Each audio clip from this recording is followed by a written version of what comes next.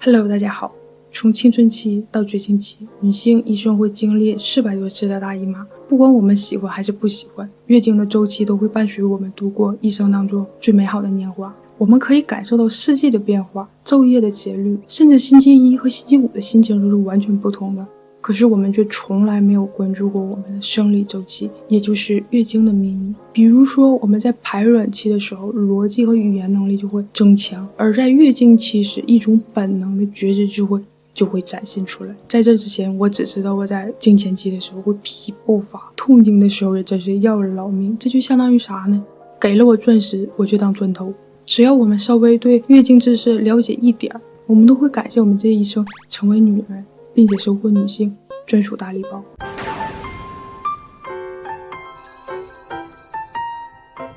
虽然我真的非常讨厌生理周期，但是我们现在这个时代经历的姨妈期要比任何一个时代的女性都要长。蛋白质和激素让女孩提早进入了月经期，医疗的进步又让我们不太可能死得太早，更少的生育力，这些都导致了我们经期的超长待机。鉴于月经有口皆碑的差评，我们本能的会对月经产生抵抗的情绪，而任何对抗抵抗的本质都是一段关系的不平衡。假如我们把我们的生理周期，当然你有你的生理周期，我的生理周期是28天，生理周期是21天到31天，而且在女性的一生当中，这个生理周期都是在不断变化的。就把我们的一个生理周期比作一年的四季，那么经期就是冬季。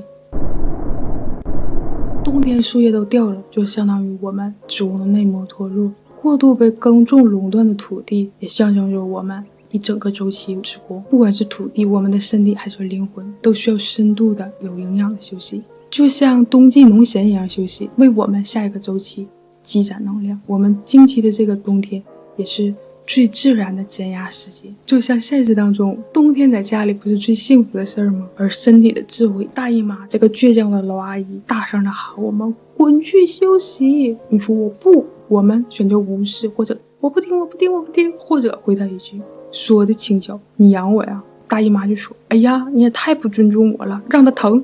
就是因为我们的无视，我们的对抗，导致了痛经。歇斯底里最初来自于希腊语 hysteria， 意思是子宫。痛经就是强迫我们把注意力集中在我们的身体上，让我们去感受身体的感受。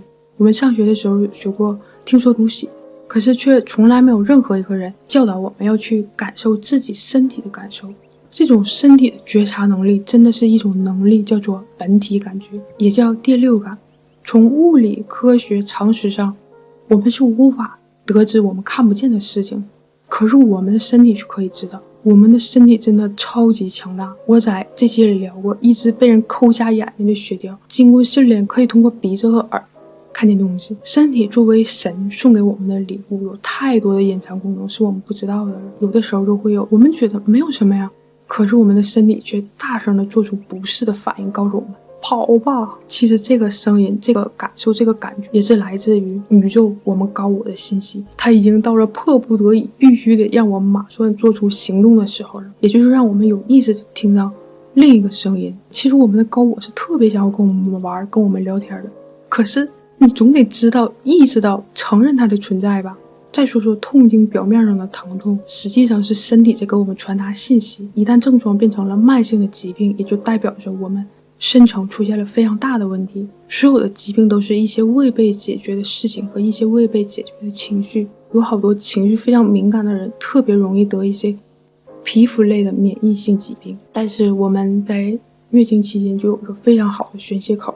我们这个时代一直告诉我们要压抑自己的感受，要压抑自己的情绪。如果你要爆发出来，那你就叫情商低。痛经了，那吃止痛片啊。就像我们身体大声地告诉我们危险，我们一下给他嘴给捂上了，他只能通过无意识的疼痛来向我们传达信息。连土地都知道休息，连手机玩时间长了，他都会过热关机，哪怕半个小时，哪怕1个小时，让自己坐在椅子上，看着窗外蓝天白云小草，或者是往身体上涂一些精油，在经期的修护力下都会达到双倍的效果。如果你真的是实在没有时间的话，那就尽量让自己的节奏慢下来。月经痛和分娩的痛是非常像的，都是子宫收缩引起。女性月经的时候就相当于自己的一次重生，而且每个月都来一次。这就是为啥女性平均寿命要比男性长的原因。印度教的妇女会在第3只眼这个位置点一个红点，那个红点象征着月经的血。为啥要用经血呢？我们身体当中的每个细胞都是整体的缩影，月经血中又携带着我们身体的细胞，也就是 DNA 的密码，用经血来打开第3只眼，也就是遗传密码的大门。这听起来有点印度教吧，一直就把经血视为圣物，他们会让月经期间的女人单独的待在一个地方。他们认为这个时期的女性体内含有不同的能量，连接着宇宙的创造力。不止印度教，澳大利亚的原住民、阿拉斯加、西伯利亚的萨满都会让女性在月经时候单独待，就负责收集宇宙智慧。这时候什么做家务啊、谈情说爱、照顾小孩这种小事都得放一放，赶紧抓紧时间收集智慧。这不只是对女性本身有益，而是对整个群体和部落都是有好处的。你是不想知道是谁告诉我的这些？因为吧，有这样一种说法，我们的月经为啥叫月经？因为它跟月亮一样，有阴晴圆缺，有潮起潮落，而且女性的子宫也是连接着生与死的大门，生孩子的地方嘛，迎接新生命的地方。而且月经的女性介于没有怀孕与再次怀孕之间的这个神圣的地带，女性的子宫在排出体内废弃的血液的时候，就会通过子宫这个入口接收宇宙信息，去宇宙那儿随便下载信息。这就是为啥从古至今的通灵啊、灵媒啊、萨满的巫师一般都是女性比较多，因为女性老去那头有经验。我们不管是物理身体上的疼痛，还是我们情绪上的排斥，都让我们不得不把我们的关注力从外在转移到我们自身的内在。而任何宗教灵性当中想要获得智慧的必要条件就是静坐冥想。同样，子宫中滋养未出生婴儿的血液也被视为是有法力的，这就是为啥很多电影术法呀、下降头啊都要用女人的经血，原来是这个原因呢。所以同样的，如果你在月经期间足够的放松，让自己安静独处下来，你就会接收到宇宙的信息。这些信息呢也被叫做神的声音，但它有个缺点，就是一瞬间唰一下说没就没呀。也就是说你要把它记录下来，可能通过梦的形式来告诉你。可是我记不住我的梦啊，你可以在你的枕头下放一个水晶，用来集中注意力，或者是在睡前做一个祈祷，说出你的愿望或者你想要了解的事情。注意一定要清楚的说明你的需求，这个提出要求是最重要的步骤。同样在这个时期也特别适合做创造性的工作。月经结束后就会进入卵泡期，也被叫做约会必胜期，就像我们浴火重生后在春天重新长出的嫩芽一样。如果看动物世界，主持人一定会说，春天到了，万物复苏了，又到了小动物们交配的季节。我们内心的春天到来的时候也会这样，这时候身体开始分泌大量的雌性激素，这些雌性激素又经过我们的血液迅速传递到了全身，然后我们的皮肤唰一下变得特别白、特别亮、特别嫩，桃花也会变多。注意，这个时候做任何的皮肤保养都会达到双倍的效果，也被叫做黄金保养期。我们就会突然注意到，那小伙不错哦，社交和约会的需求就变得旺盛而且强烈，好奇心也会增强。这时候适合做一些尝试和改变。这一时期的推荐食物有维 C、白菜、青椒、黄瓜、菠萝、柠檬、草莓、苹果。卵泡期结束后，就到了我们最容易怀孕的排卵期。这个时候我们的精力会变得特别旺盛，就像一个女超人一样，感觉自己无所不能，而且还特别想要出去玩。夏天了，谁能搁家待着啊？就像苦夏一样，我们这个时期也不太想吃东西。从动物本能看，就是忙着找交配对象，吃这种小事得往后放一放。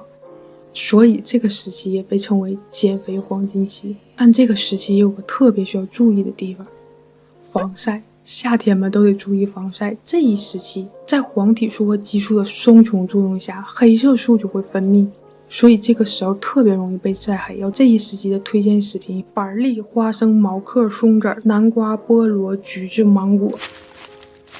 排卵期之后呢，就要进入到恐怖的黄体期。这时候的我们就像节日后的气球，曲终人散了，气球要放气了。我们突然从一个特别精神饱满的状态变得空虚、低落、脆弱，身体还出现了酸痛。我们想不明白，昨天还好好的，上一刻还好好，怎么突然就变成这样了呢？这是因为我们身体的黄体酮开始产生孕酮了，它不但会使我们的皮肤粗糙、暗淡、爆痘，还会留住身体的水分，让我们水肿。本来都已经够浮肿的了，这时候还嘴馋，脾气还不好，暴躁、易怒、紧张、焦虑、自卑，这时候自杀率是平时的7倍。这些症状也被叫做经前综合症。那看上去这段时间实在太糟糕了，实际上它也是一种我们强大的保护机制。这时候我们的观察能力就会变得特别强，就会看到我们一些平时注意不到的细节，细节一暴露，问题就暴露了，问题一暴露，脾气蹭一下就上去了。而且这时候还特别想要整理东西，把一切都弄得整整齐齐的。我在这段时间就会特别想要购物，因为进入秋天了，要为冬天做好准备。我们的动物本能就让我们开始清理巢穴，疯狂进食，储存食物，而开始讨厌各种人、各种事儿，也是因为要为惊奇的自己留出足够的空间。这个时候特别适合做任何形式的清理工作。我们在清理的时候都会爆发出超强的战斗力，而那些你看不惯的事情，那些小细节，你爆发的点也可以趁着这个机会给解决了。同时这个时候也是最好的补气血的时候，气血好了我们就漂亮了。所以要多注意休息，注意饮食。这时候推荐的食物有香蕉、柠檬、柚子、金桔、橙子、梨、西瓜、木瓜，而且还有在经期的前3天吃维生素 E， 可以在经期的时候缓解疼痛。这样一整个生理时期我们就聊完了。你有什么感觉？是不是想要去实践一下？且慢，你总得知道你的周期你才能去吧。这里送给你一张图表，或者你也可以去下载大姨妈的 app， 它里面都有一个推算你生理周期的功能，但是还是要根据你自己的周期来。说明栏我放了下载地址。原来我们的痛经、经前综合症都是源自于大姨妈对我们深深的爱，而任何糟糕的情绪和疼痛都是我们的身体在给我们发信号，答应我，下次给他回个信息。今天就聊到这。